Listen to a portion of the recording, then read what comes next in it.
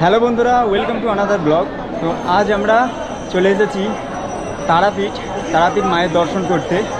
তো এই তারাপীঠে আপনি যদি আসতে চান, কলকাতা থেকে আপনি কিভাবে আসবেন, কোথায় থাকবেন, হোটেলের প্রাইস কত, বা আশেপাশে কোন জায়গাগুলো ঘুরে দেখবেন, সব কিছু কিন্তু এই ভিডিওতে আমি দেখাতে চলেছি। তো আশা করি ভিডিওটা ভালো হতে চলেছে। তো ভিডিওটা অবশ্যই দেখবেন, আর লাইক, কমেন্ট, শেয়ার, সাবস্ক্রাইব অবশ্যই করবেন। চলুন তাহলে আমার ভিডিওটা এখানে শুরু করা যায়।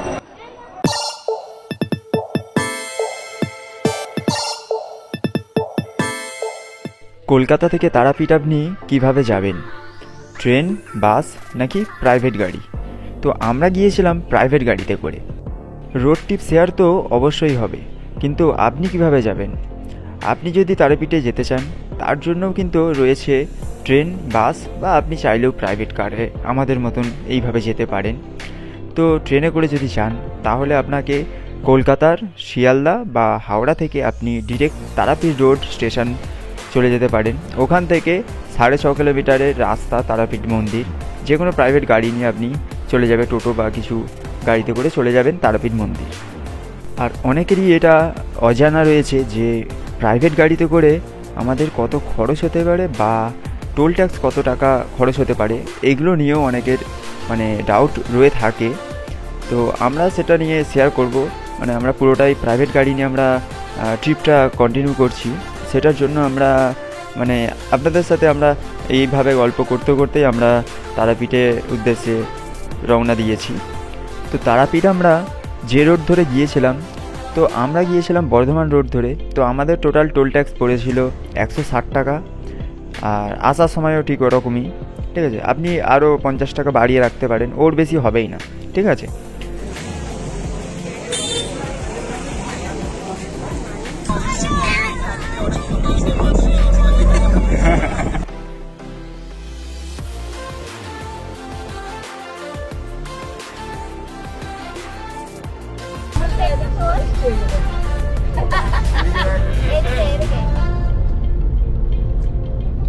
চোখ খোল।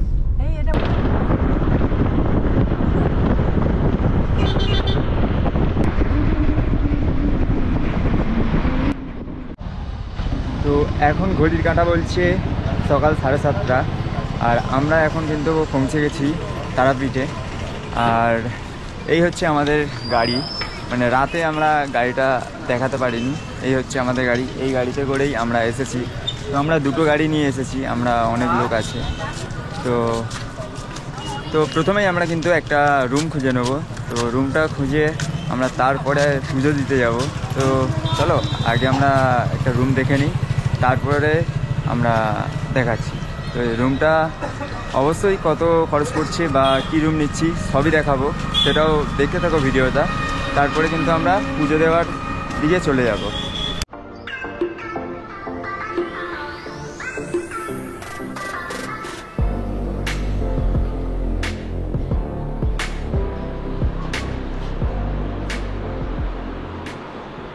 রুম বলছি, এখানে ধরো ছোট রুমগুলো কী দাম আছে, প্রাইস? আমাদের 500 টাকা, 3 জন থাকা। 3 জন থাকা 500 টাকা এই এখনের জন্য, তাই তো? এখনের জন্য ওটাই না, 500 টাকা ওটাই কি ফাইনাল? ওটা ফাইনাল রেটে থাকে বলতে, এবার ধরুন ফাঁকা বাজার থাকে 200 কম নেওয়া হয়। আচ্ছা, 200 কম দেওয়া হয়। তার বড় রুম হলে? বড় রুম হলে 1000 টাকা নন এসি, এসি নিলে আপনার 1500। আর গাড়ি পার্কিং তো ঠিক আছে।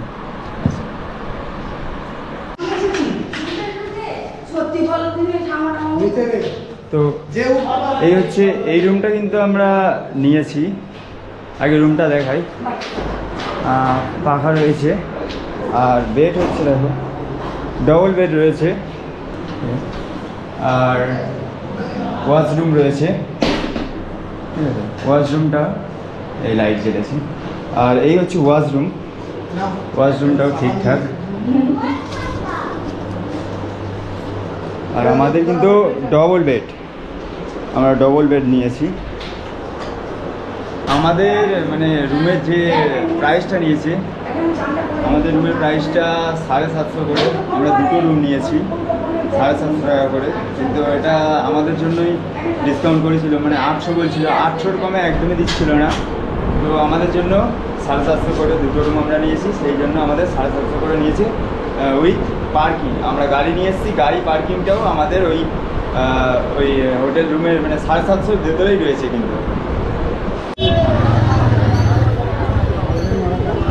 তো এখন আমরা রেডি হয়ে গেছি, আমরা পুজো দেবো মায়ের কাছে, পুজো দিয়ে তারপরে আমরা আবার এই আশেপাশে ঘুরে দেখবো। হ্যাঁ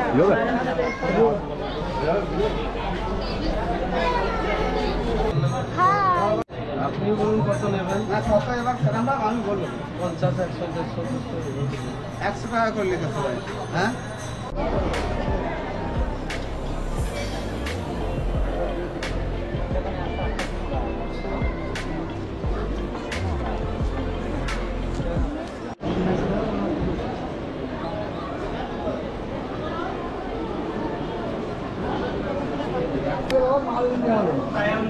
আমরা তারাপীঠের মধ্যে আজকে প্রণাম না, কালকে প্রণাম।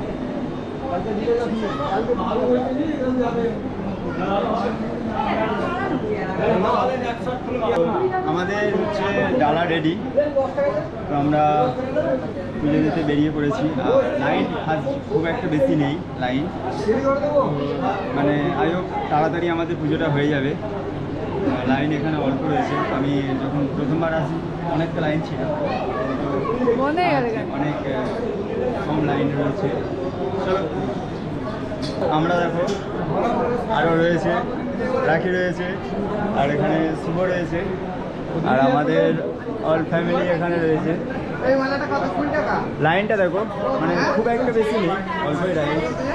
আর এই আবার বলছে আমি তো সব সময়ই থাকি। সবাই আমাদের হ্যাঁ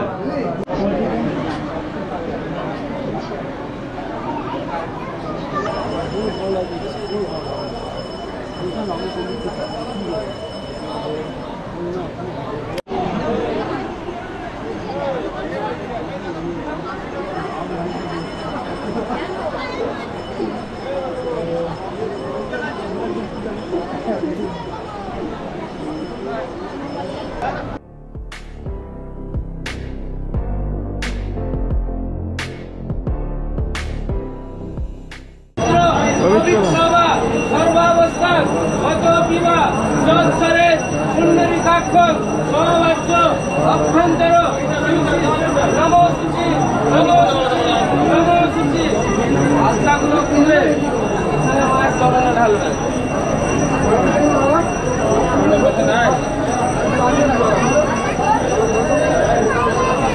করে নাই নমো ঠাকুর, নমো ঠাকুর।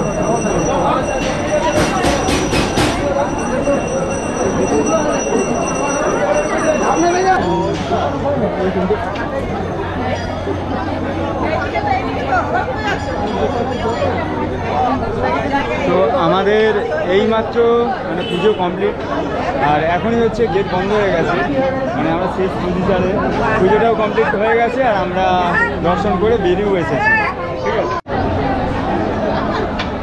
আর এই দেখো মন্দিরটা, মা তারার মন্দির। তো আমি এখানে সেকেন্ডবার এখানে এসেছি, এই তারা মায়ের কাছে দর্শন করতে সেকেন্ডবার এসেছি। এই দিকটা হোম হচ্ছে, পুজো হচ্ছে, আর এখন গেট বন্ধ হয়ে গেছে।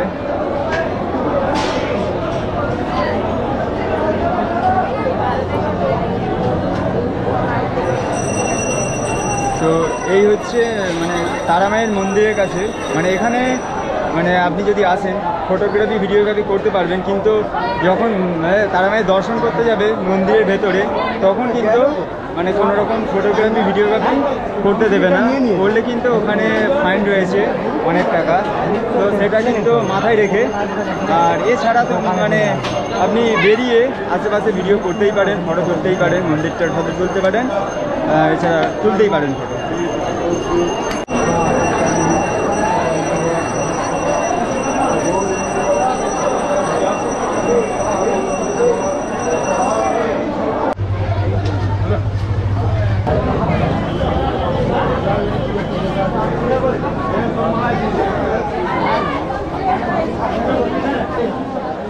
Thank you.